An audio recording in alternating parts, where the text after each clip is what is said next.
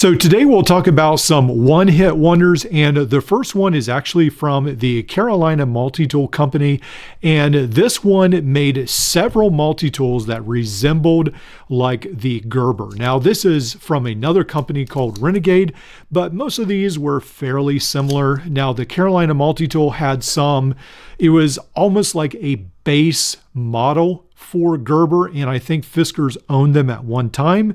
I'm not sure if they still do. I do see some very cheap multi-tool companies, maybe even on Home Depot by a Carolina tool company. I think they are around or have been around, but this is a very unique design, so let's just jump into it. This is the Micro Gadget. Now the Carolina Micro Gadget, yeah, it has a bunch of pretty nice tools. This is made in Taiwan and the tools seem a little bit better.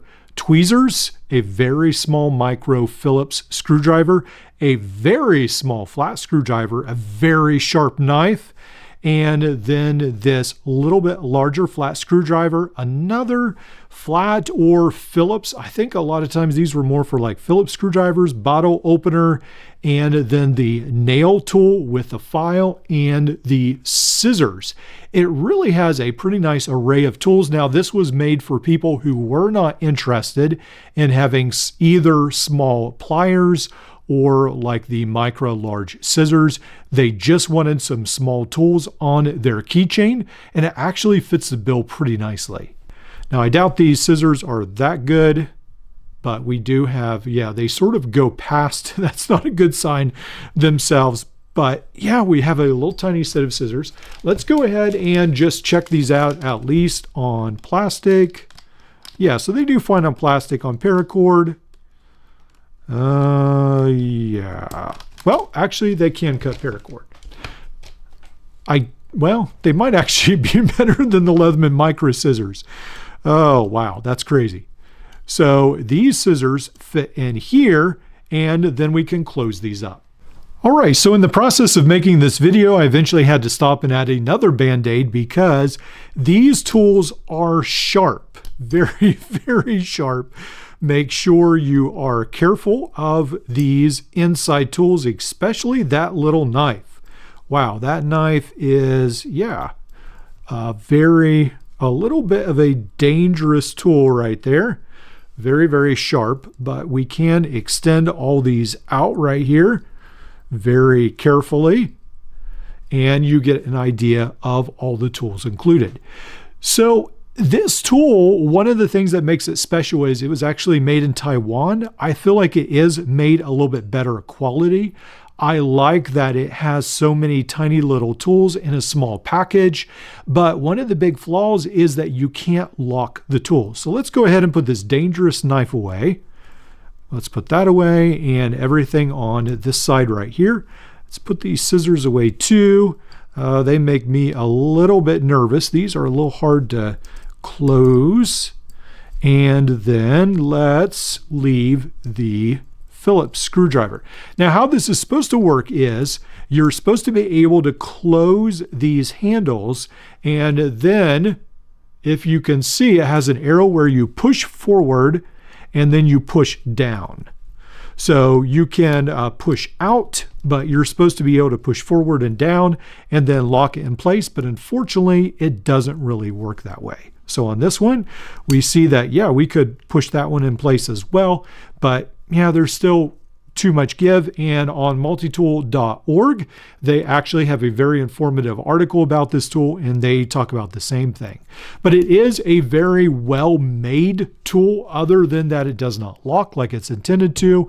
The implements seem a lot better made than, well, the scissors might be better than the Micra in some circumstances, and it does have a lot of potential. Now, one of the things I wonder about this is if Leatherman is attempting to make the Leatherman Epsilon something very similar to this. Now, if you remember, I made a video not too long ago talking about the Leatherman Epsilon. Maybe it's been a month or two now. And someone at a trade show said, hey, we're trying to make basically a keychain tool. It will be coming out next year, 2026. Pretty much sounded like the spring of 2026 and maybe even travel compatible. So maybe they'll have something without scissors or a knife. And this right here is sort of what jumped to my mind, something like this. I think that could be a cool option to see Leatherman reinvent this. That could be really good.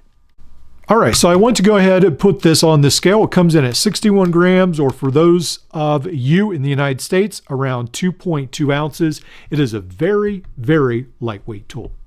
Let's enter the next contender. Now, the Blackfire brand was actually an offshoot of Klein. Klein owned the brand, but they came up with this new brand name that would make outdoor equipment, multi-tool, folding saw, flashlights, and so forth. This is the HD MT1 Heavy Duty Multi-Tool. Now, this one has a couple things that really set it apart from a lot of the multi-tools of today. And one of those things is it has a gigantic, really thick, really heavy-duty plier head. And for those of you who bought several of those, that was an excellent choice. I had seen these when I was first starting the channel, or in the first year of the channel, somewhere around there. And then I thought it was a little expensive. I think it was only about $40 or $50 at the time, but I was still trying to accumulate my multi-tool collection. So I was interested in collecting a lot of Leathermans and Gerbers and SOG multi-tools. And this one, I thought, well, it will be around for a while. It wasn't. Klein discontinued this whole, well, I don't know about the whole brand, but at least this one right here. Now, this has gigantic cutters right here, has this really big plier head. Now, on AliExpress, there is an electrician's version of the original Klein multi-tool you can still get. I would highly recommend that, and I do have several videos talking about that with the links included that you can look up. But this one, the Blackfire, has some really cool characteristics, the huge plier head. And then let's go ahead, and I think most all of its tools are on the outside handle. So it has a gigantic knife, which actually looks pretty nice, and the knife is locking.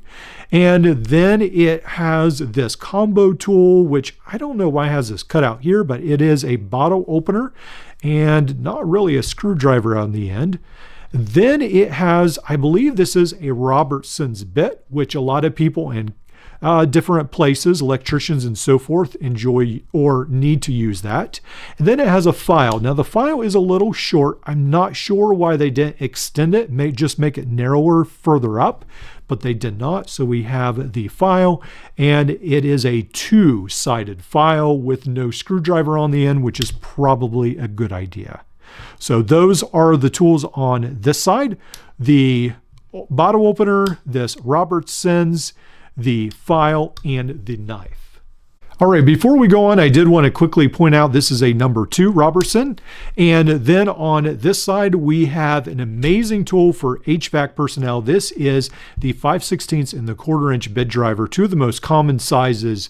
Just great, really, really great. I think there's only one other multi-tool I know of that has that capability, the from Schrade.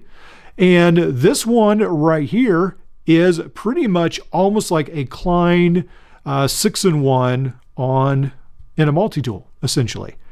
I mean, it's a great idea. It makes sense to me. This is the Phillips number 2, the 1/4" flat.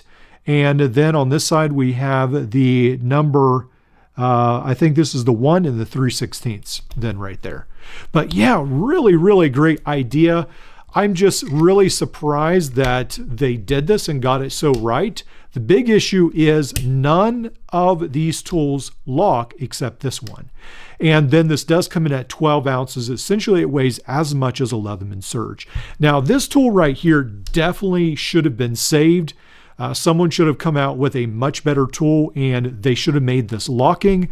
This is a fantastic idea. I do not know why some of the companies overseas, Byberry, all these different ones, even Decoyu, this would be an excellent tool to make like a mechanics tool or something like that.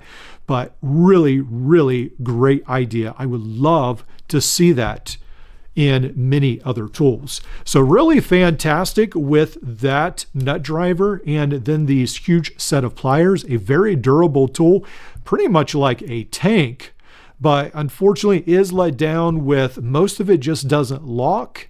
and it's a really heavy tool. And I think a lot of people were not a fan of it, unfortunately. So both of these tools were pretty much like a one-hit wonder for the company. Now, Carolina has several other tools, but like I mentioned before, not great. And then Blackfire pretty much made this and then sizzled out. I would love to see a rebirth of this, but we'll have to wait and see. Now, both of these tools, I think, could potentially offer some new life in the Leatherman. If Leatherman does make a smaller keychain tool, next tool, Roxxon, and some other tools that I've just found out recently are killing it. And the keychain small multi-tool market, they will wipe Leatherman out. I think the Micros days are numbered. So Leatherman needs to step up their keychain game for small multi-tools if they want to be in it. And something reimagined like this, that is a lot better, could work. And then Leatherman really needs to step it up even in the heavy duty department, because the Leatherman tiny bit just isn't cutting it when you have Byberry and so many other brands offering full 1/4 inch. So Leatherman needs to come out swinging with something really innovative, or they may lose in that segment as well. Let me know what you guys think, and I'll be interested to read your comments below.